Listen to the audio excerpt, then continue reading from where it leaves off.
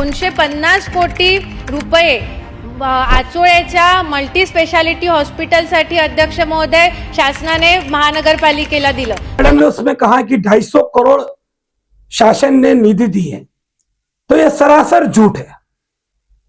शासन ने 250 करोड़ निधि नहीं दी है।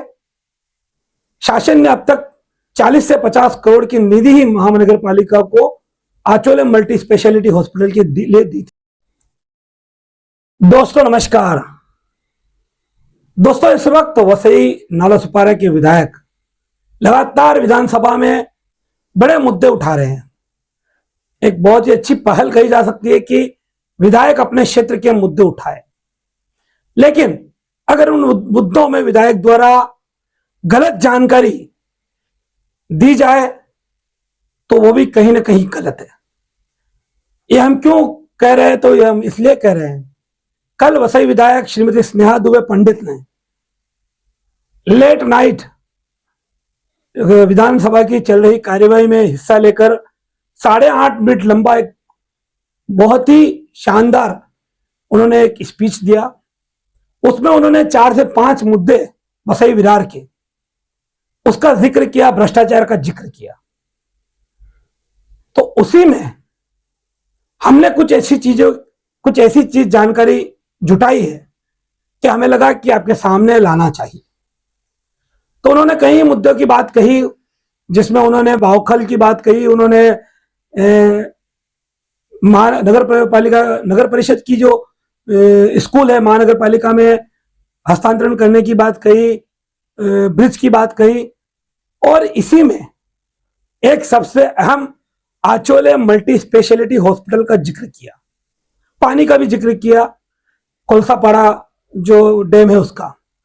तो उन मुद्दों की मैं बात नहीं कर रहा हूं, मैं फिलहाल बात कर रहा हूं आचोले मल्टी स्पेशलिटी हॉस्पिटल। तो इस मुद्दे को भी मैडम ने विधानसभा में उठाया, लेकिन इस मुद्दे में मैडम ने जो कुछ जानकारियां दी उसमें कई तरह की खामियां मुझे मेरी पड़ताल में सामने दिखाई दी, तो मैं बोला यहां उसको रखा जाए। सबसे पहले मैडम ने उसमें कहा कि 250 करोड़ शासन ने निधि दी है, तो यह सरासर झूठ है। शासन ने 250 करोड़ निधि नहीं दी है। शासन ने अब तक 40 से 50 करोड़ की निधि ही महानगर पालिका को आचोले मल्टी स्पेशलिटी हॉस्पिटल के लिए दी थी। दूसरा उन्होंने कहा कि स्थानिक सत्ताधारी इसका होने नहीं दे रहे काम और जानबूझकर लेट कर रहे हैं। उन्होंने उसमें टेंडरिंग को लेकर भी सवाल उठाया। तो पहले तो इस पूरे आचोले मल्टी स्पेशलिटी हॉस्पिटल का मैं आपको थोड़ा ब्रीफ कर दूं तो आपको समझ में आएगा कि ये कब से शुरू हुई प्रक्रिया और क्या है। फिर आगे मैं मैडम का जो सवाल है उस पर बात करूंगा। तो आपको बता दें कि आचोले मल्टी स्पेशलिटी हॉस्पिटल के लिए 2020-21 में जब उद्धव ठाकरे मुख्यमंत्री थे, उन्होंने भूमि पूजन किया था।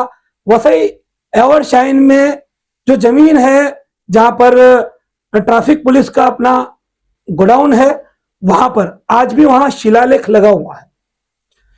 बाद में सत्ता पलट हुआ 21-22 में, 22-23 में, और सत्ता पलट होने के बाद में भाजपा और शिंदे गुट की जो सरकार बनी महायुति की, उन्होंने उसे ठंडे बस्ते में डाल दिया। खैर फिर उनको लगा कि चूंकि वसई विरार का वोट हासिल करना है और वसई विरार में सालों साल से यह मुद्दा जिंदा है, तो इस मुद्दे पर उन्होंने मुद्दे को भुनाने के लिए और अपने पक्ष में वोट हासिल करने के लिए इसका फिर से जिक्र शुरू किया। इसी बीच 2024 में एमएलसी चुनाव थे और तब अचानक तब के विधायक क्षितिज ठाकुर के जन्मदिन के दिन मुख्यमंत्री ने एक तोहफे के रूप में उन्हें 25 करोड़ का निधि इस हॉस्पिटल के लिए दिया। और उस दिन क्षितिज ठाकुर ने 10 जुलाई 2024 को, जब प्रशासकीय राज था, अनिल पवार आयुक्त थे, मैं इस पर बाद में आऊंगा लेकिन अभी आपको सिर्फ चेता रहा हूं, तो 10 जुलाई 2024 को क्षितिज ठाकुर ने भूमि पूजन किया, बड़े बाजे गाजे के साथ उसका श्रेय लिया, क्योंकि उनकी बहुजन विकास आघाड़ी के लिए भी ये प्रोजेक्ट एक महत्वाकांक्षी प्रोजेक्ट है और वो भी इसे हाथ में से